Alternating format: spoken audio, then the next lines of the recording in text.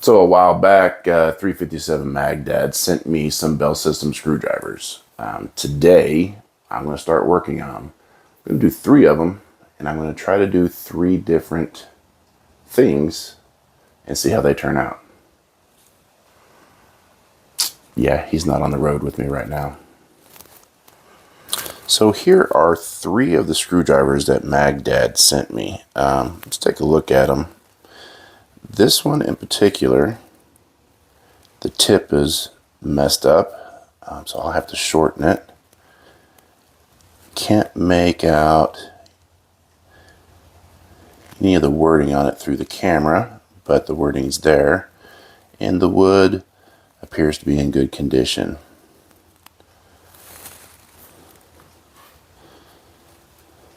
Here's another one, a very fine tip, flat blade,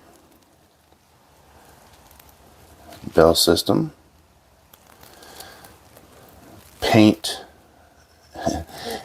all over it, and it also appears to be in decent condition.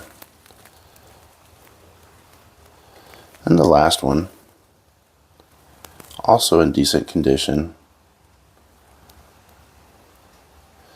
too rusty for me to read through the camera, but I think it may be a Stanley.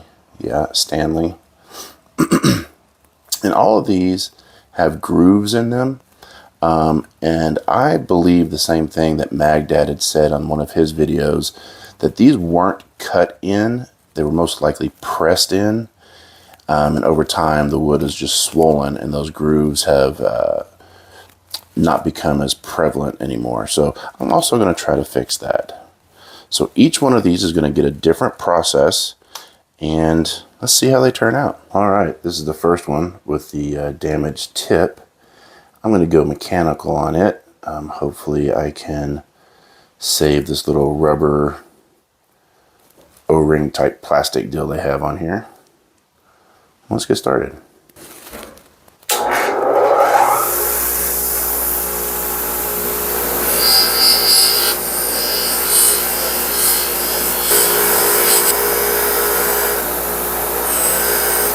Trying to be really careful around that plastic piece. It's already damaged, but I don't want to damage it even more.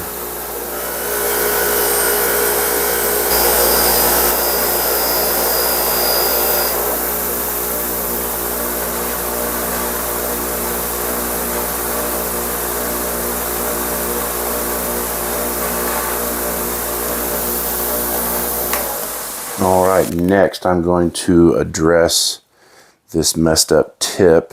I'm going to have to take a lot of it off to get it flat again. I'm wondering if I should just reprofile it, but I'm going to, I'm just going to come down with it, because if I had to reprofile it, it would make it much too thin.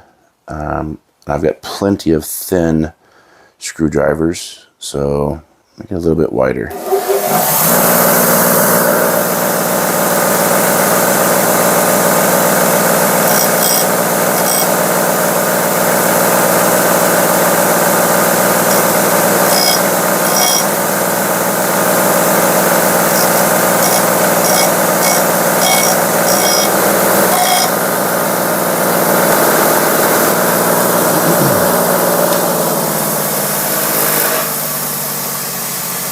Much better, and I can address the thickness of that.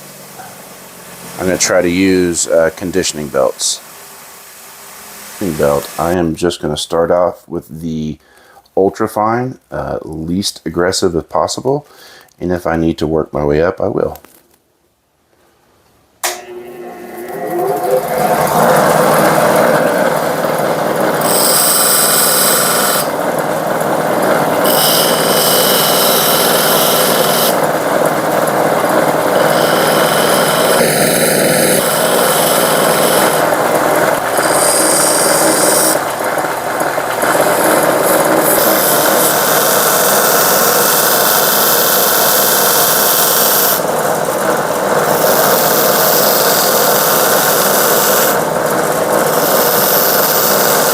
Starting to clean up nicely.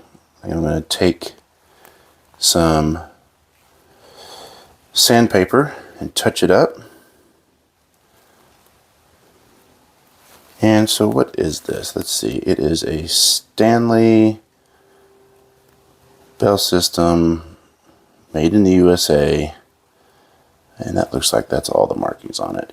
There is some deep pitting that I'm not going to be able to get rid of. I don't want to take too much material away here and here. But I think it's going to clean up nicely. So what I have is just a flexible foam sanding pad that is a 600 grit. And I'm going to start going over this.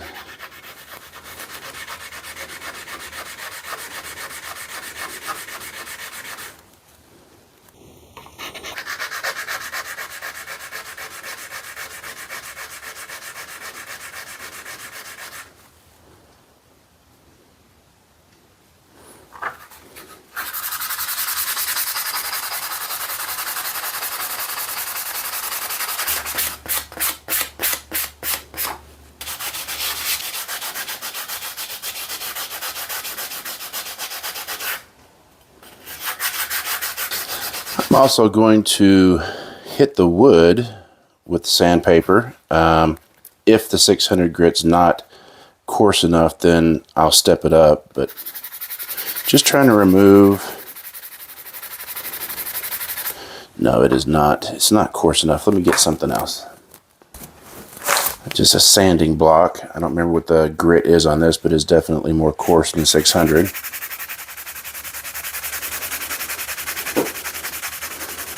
And I'm not worried about getting all of the color out of it because it's going to go back black.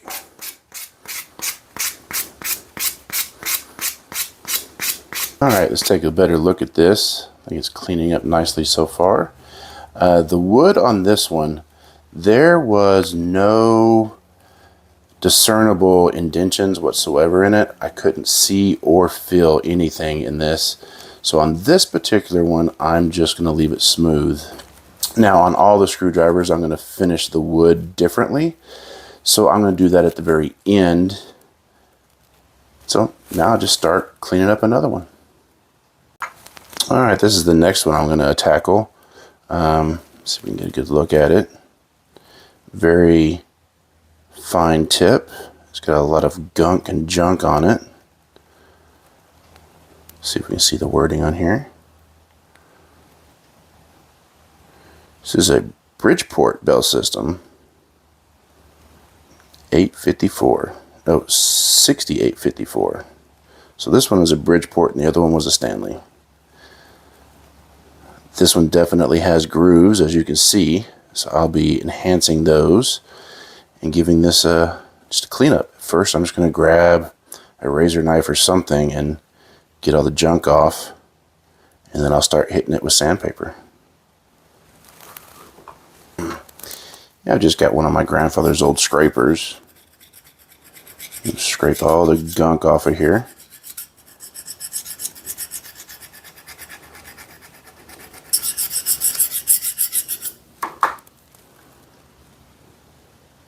Looks like that might be bent just a little bit. Can't tell. The shaft is so tiny. I think maybe slightly bent.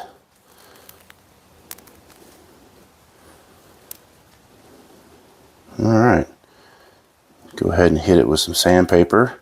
And then I'm going to have to address this tip as well, because this tip needs some love. Let's see if I can get this cleaned up a little bit. I've chosen to use a sanding block because it conforms to the shape, and hopefully I'll have less likelihood of changing any of the bevels or anything on here.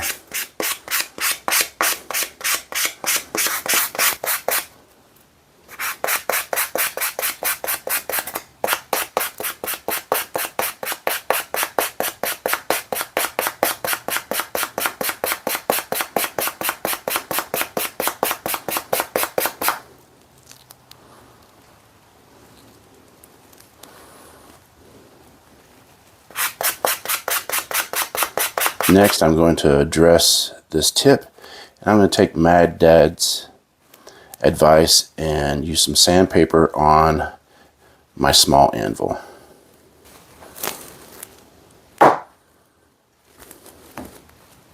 Yeah, I'm kidding.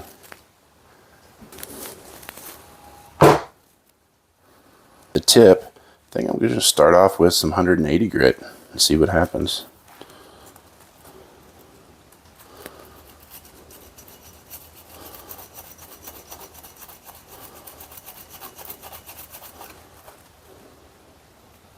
Oh yeah, those burrs are already gone on that side.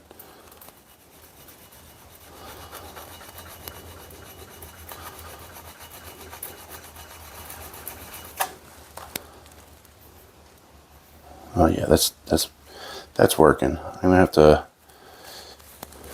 get on here and see if I can flatten the tip. And I'm flipping it, trying to keep the tip nice and even, checking it as I go. Oh yeah, that's gonna work nice.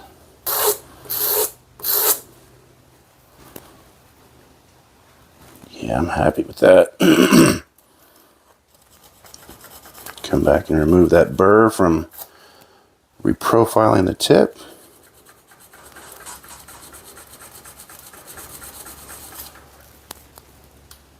Yeah, I'm liking that.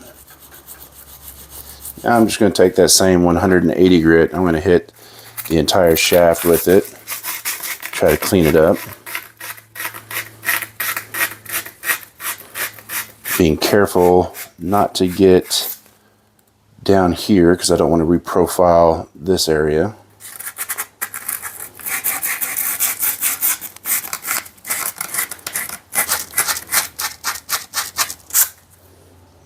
Find a way to get in here and get all this junk out.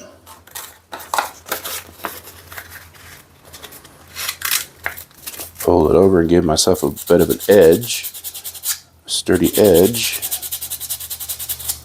Oh yeah, that's working. That's definitely working.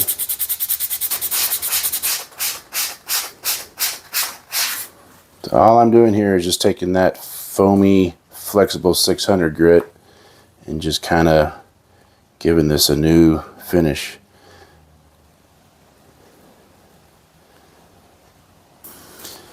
I'm going to take this first screwdriver, the one that doesn't have any of the ridges in it. I've already got it cleaned up pretty well. And I'm going to do something that I've never tried before. I've ebonized, or this is not ebonized, this one was torched. I've torched handles before with heat, charred them basically. But I'm going to try something a little bit different. I'm going to go ahead and cover this with boiled linseed oil, then heat it, and continue to do that. I've seen somebody do that before where basically they were charring the boiled linseed oil and not the wood, so it protected the wood. So I'm going to get a good coat of boiled linseed oil on this.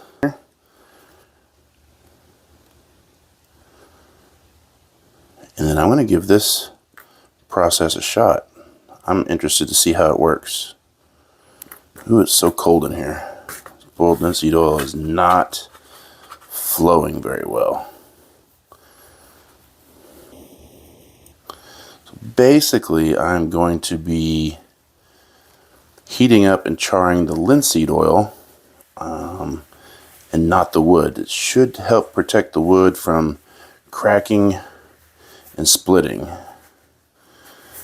I mean, that handle looks good just as it is, but it was black to begin with. So this is one of the 3 processes that I'm going to try.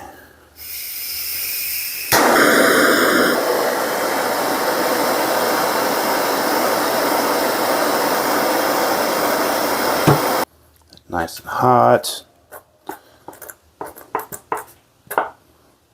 Get some more linseed oil on it.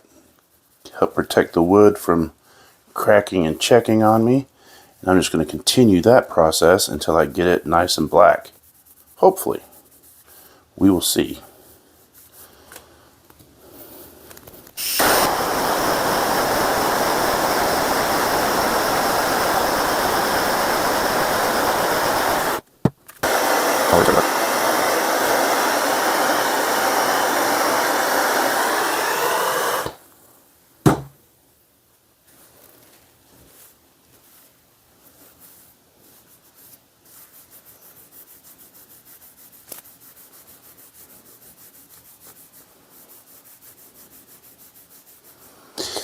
Nice and warm. You might want to wear gloves when you're doing this.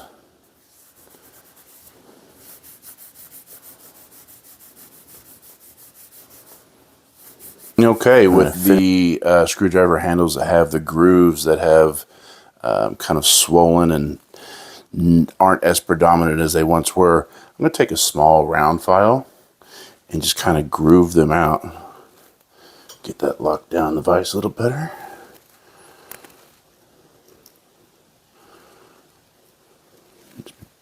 Careful and patient with it.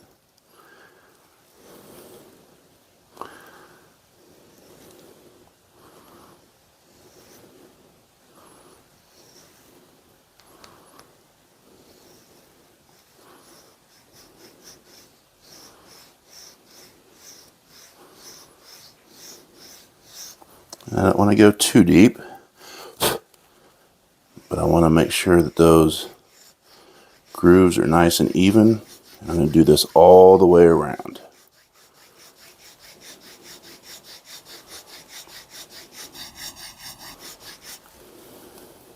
And because these have grooves is why I chose not to do the other process with the torch. I didn't want to have multiple facets that might catch on fire and crack.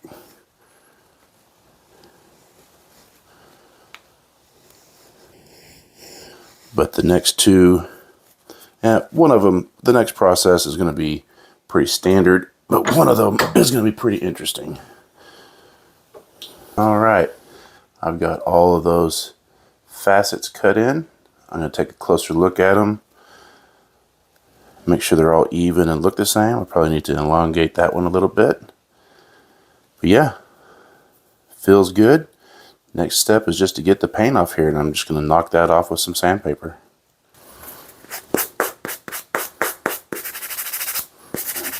So I found that just going ahead scraping the paint off first was a little bit easier. Just have a blade and just scraping this paint off. And again, you could use paint stripper if you wanted to, but this is working really well. And honestly, I could just paint these handles and be done with it, but I want to try something new. Plus, it's too cold right now for paint to cure properly where I'm at. Of course, it's Texas, you never know. Yesterday it was 84, and today it was 46, so you never know. Okay, the third way that I'm going to clean up the screwdriver is with one of these conditioning wheels on a Dremel.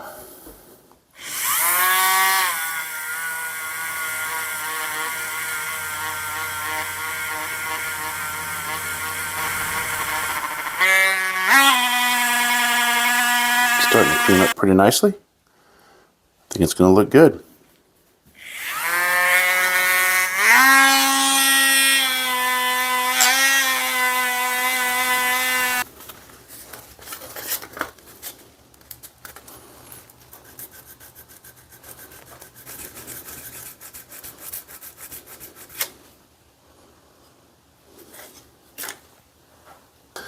So the next step is going to be the exact same for both of these handles. I'm going to go ahead and tell you what I'm going to do. One of them, I'm going to just use an ebony stain on it, but I want the wood to be as dark as possible. The next one, I'm going to ebonize the wood. And the very first process in ebonizing the wood is using iron acetate to darken the wood. And then after that, I'm going to put, I think it's called Cabacho tea on it. It adds tannins. Actually, I'm sorry, no. This one's going to be taken away. The first step in it is to put the Cabacho tea on it and then the iron acetate.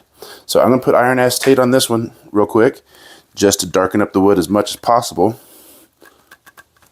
If I can get this open.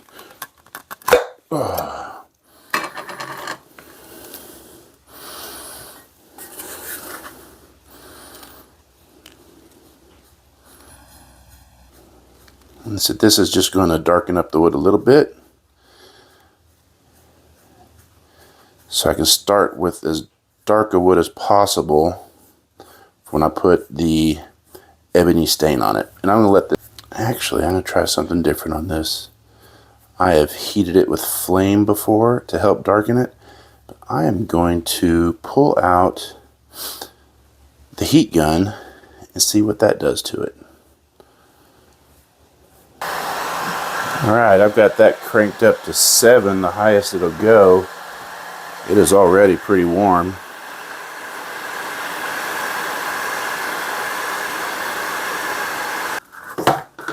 Put some more iron acetate on it. I'm just going to repeat this process a couple of times.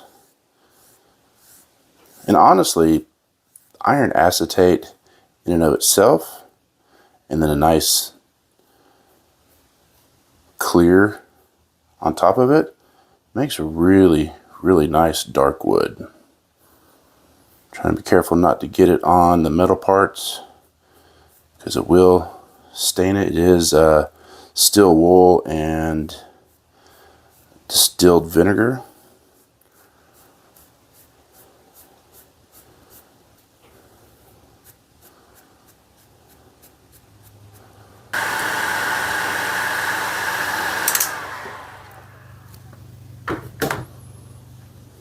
I'll take a look at that real quick and look at how much that's already darkened up. If you put a clear stain on that, it'll look absolutely beautiful.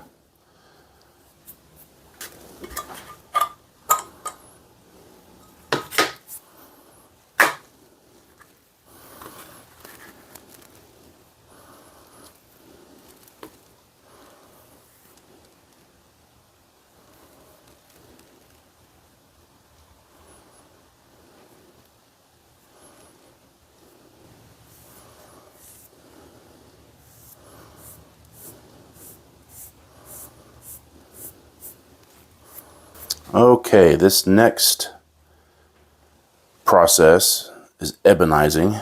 This is, I hope I pronounce it right, cabacho tea.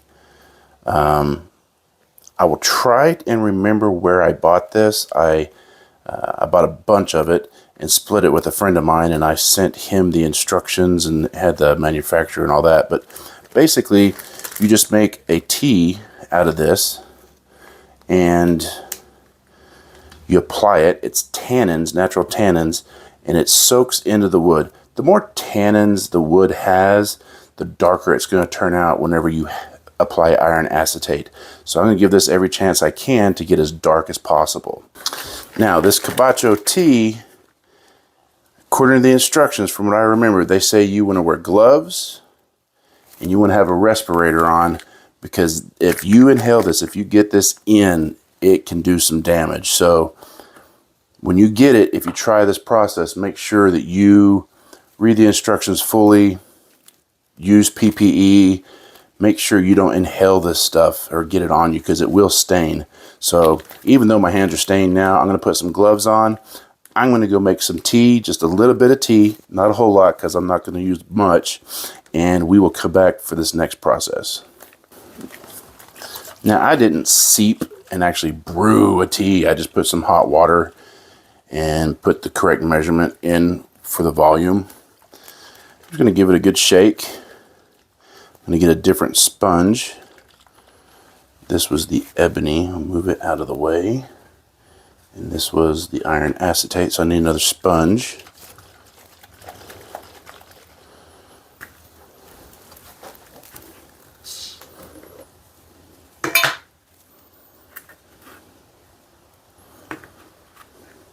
And I'm going to try to keep this on the cardboard because it will stain all kinds of stuff. I guess it wouldn't be too horrible on this metal table or this cutting mat, but it's not going to turn the wood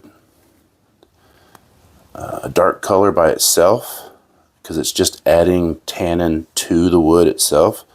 I mean, it may have a different hue to it, but for the most part, as you can see, it's not turning it very many colors at all. And the instructions say to let it dry overnight, but I'm not going to do that. I'm going to hit it with the heat gun. I'm going to apply it twice, just because I've done axe handles before, and they didn't come out completely black. The first time, what I had to do with them was I applied the tannin, waited it overnight, and then I applied the iron acetate. It became very dark, but didn't become black until after I put a second coat of Cabacho tea or tannins to the mix.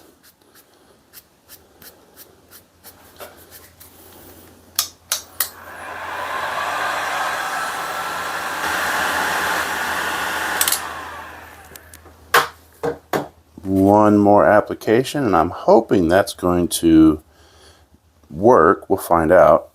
I may have to put tannin on it again after the iron acetate, but we'll find out. It's kind of the cool thing about these type of projects. Play with it and learn.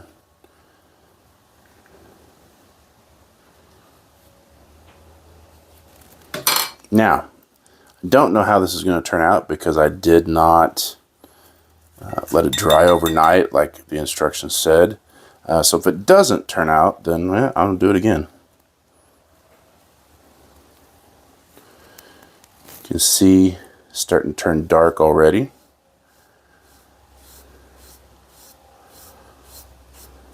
The iron acetate reacts with the Cabacho tea, the tannins that I added to the wood. And some woods have different tannin content naturally. So they will darken on their own. But if you want it really, really black, using the Cabacho tea or adding tannins to the wood will darken it up quite a bit. Oh, y'all can't see what I'm doing.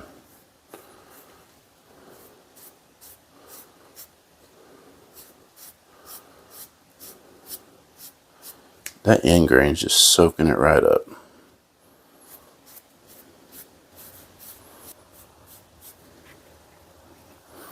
Now I am going to let that soak in on its own naturally. And if I have to add some more tannins to it afterwards, I will. I think I'm going to have to do that because you could tell it's not darkening it up completely around this area. But when I add the Cabacho tea, the tannins to it again, if it reacts like the other axe handles I've done before, it's going to be black. Okay, I've let that soak in, and I'm going to put the tannin acetate back on it. See if we can get it a really dark black.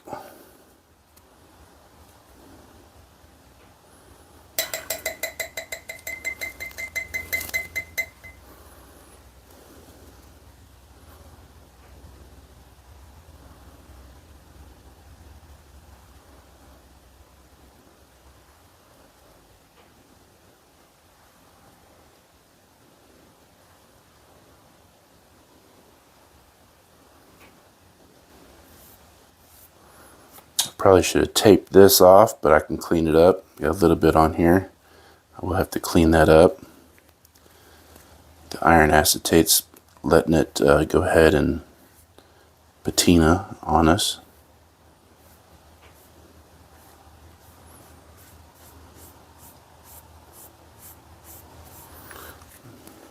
Don't know if y'all can tell how black that is. I'm going to let it dry naturally, and then I'm going to come back and finish this project up. Alright, from here, y'all go ahead and put whatever finish you want to on there. I don't like the feel of polyurethane, so I'm just going to put a natural Watco on each of these. I already know which one has turned out the blackest of black. And it is the one that I ebonized. It's darker than the ebony stain, and it's darker than the charred handle. And that's on there.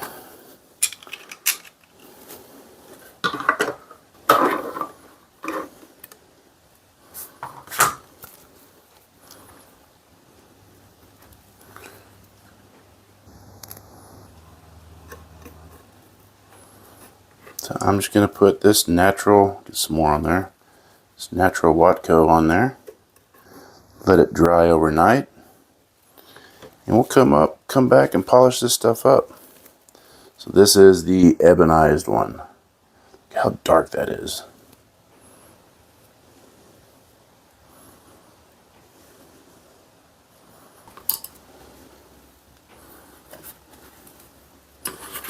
I knew I'd use that yoga block someday. This is the one that was an ebony stain. And this is just a clear, natural Watco. It's not adding any color to it. And this is the one that I charred. And the wood's not actually charred, if you remember. It's the boiled linseed oil on top of it that was charred. I'm sure that it darkened the wood up, you know, a little bit. It didn't check, it didn't crack. No splitting from the heat. I think using that boiled linseed oil on it actually really did a good job with protecting the wood.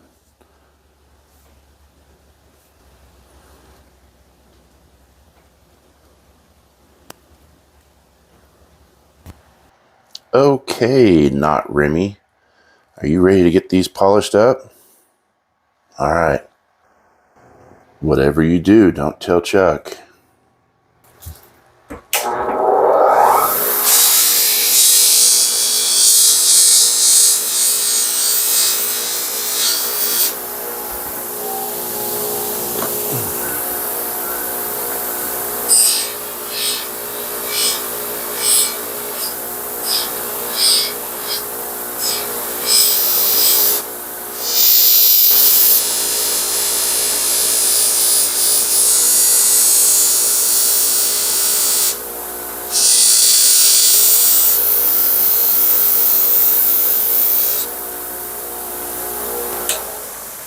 Well, I've got these pretty much done. All I'm going to do is just apply a coat of paste wax to the handles and the metal. And then I'll reveal them, let y'all see what they look like.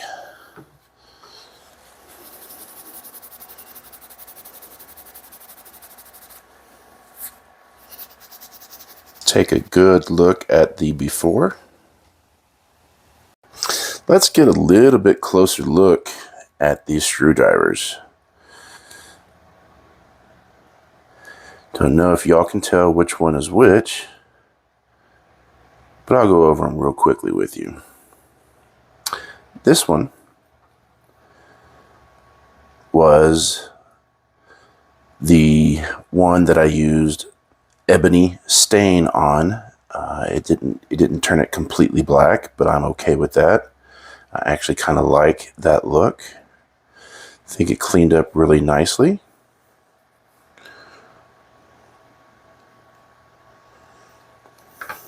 The second one is also a Stanley. And this is the one where I charred the boiled linseed oil on the handle. And that was definitely a smelly process, but I think it turned out looking really good.